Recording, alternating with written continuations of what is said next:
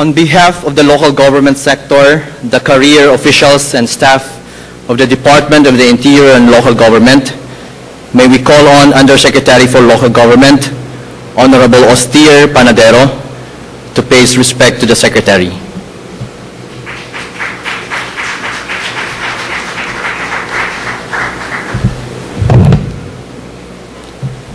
Hindi lahat ng matino ay mahusay at lalo namang hindi lahat ng mahusay ay matino. Siguro ito na yung palaging binabanggit ni Secretary Robredo sa halos lahat ng aming mga pagpupulong. In the short time that he spent with us, we came to know the man who did not only espouse katinuan and husay, but more importantly, possessed and practiced them.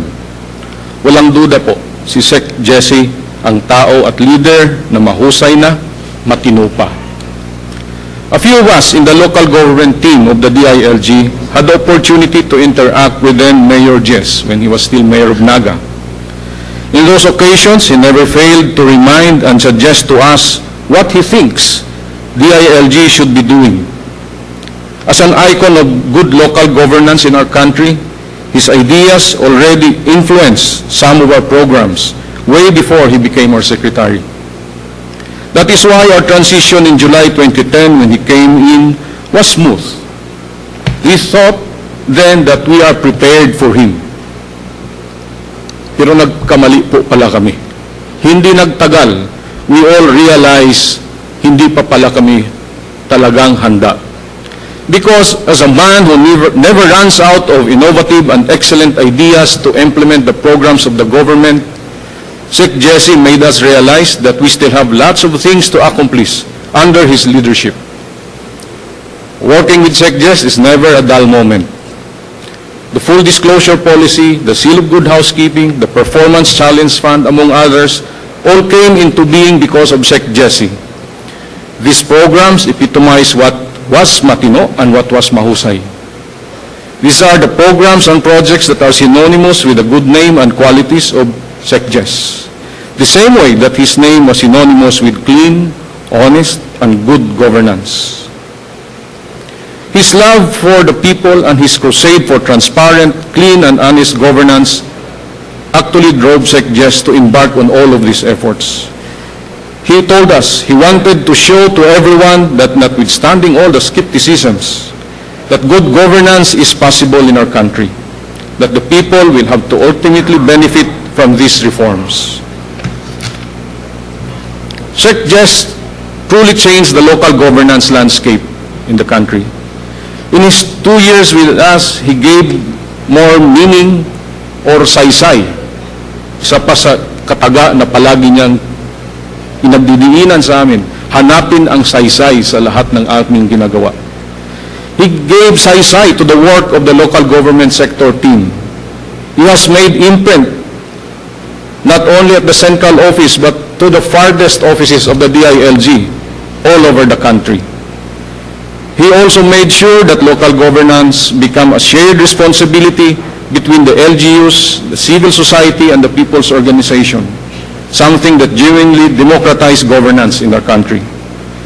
All these reforms were felt, recognized, and valued by all of us, by our development partners, the LGUs, and other stakeholders. Kaya hindi maiaalis na maraming nangihinayang sa biglaang pagkawala ni Sec. Jess. Hindi lang tayo sa pamahalaan, kundi maging mga ordinaryong mamamayan. We at the DILG will forever remember him as a committed and a dedicated public servant. Never mind his continuing streams of instructions. Of course, everything is ASAP. Never mind the text messages that come 24/7. Again, all ASAP. What will truly endeared him to us is the manner by which he relays all of these instructions to all of us. Respectful but firm, and reflective of his desire to move things fast. Is the kind of respect as well that he has accorded to our career officials in the department, which motivated and inspired everyone to perform and deliver their best. It may take a long while for us to meet someone like Sec. Jess again. The DILG mourns the loss of a great man, but we also thank God for giving us that golden opportunity to meet, to know up close and personal, and to have worked and served the Filipino people with Sec. Jess. This is a rare privilege and honor that all of us will forever cherish. On behalf of the DILG, the men and women of the department, we would like to extend our deepest sympathies and condolences to the family of Sec. Jess. We would like also at the same time to thank you for sharing him with us. It was time well spent. Today, the least that we can do for Sec. Jess is to keep the flame of good governance and all his advocacies alive. This is the only way we can repay him.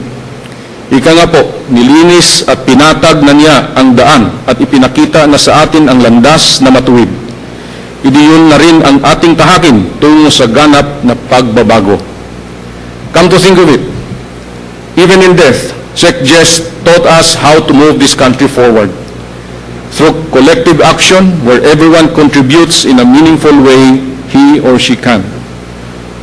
Kung noon nga po ay mangilan-ngilan lamang ang nagtataguyod ng matino at mahusay na pamamahala at tila walang interes na makilahok ang nakararami, sa pagpanaw ni Sec. Jess ay natitiyak naming marami ang magiging katuwang nating lahat sa pagtataguyod ng mahusay at matapat na pamamahala sa ating bansa.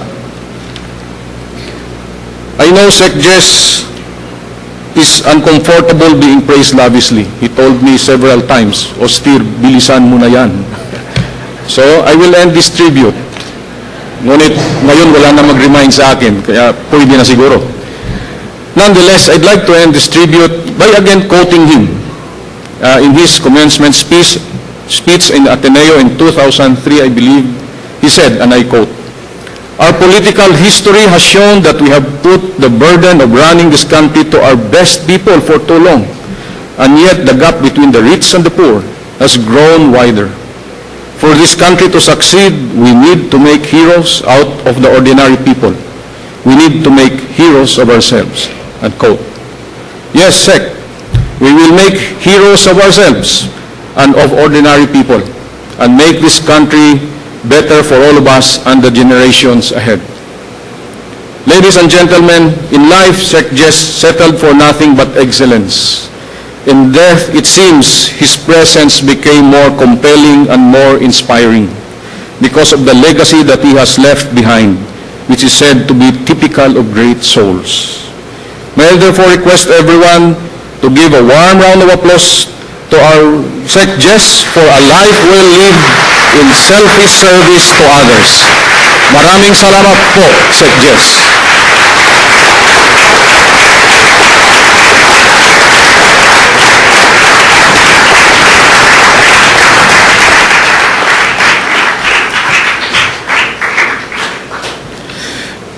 The DILG and its partners would like the family of the late Secretary Jesse Robredo to receive some items and mementos.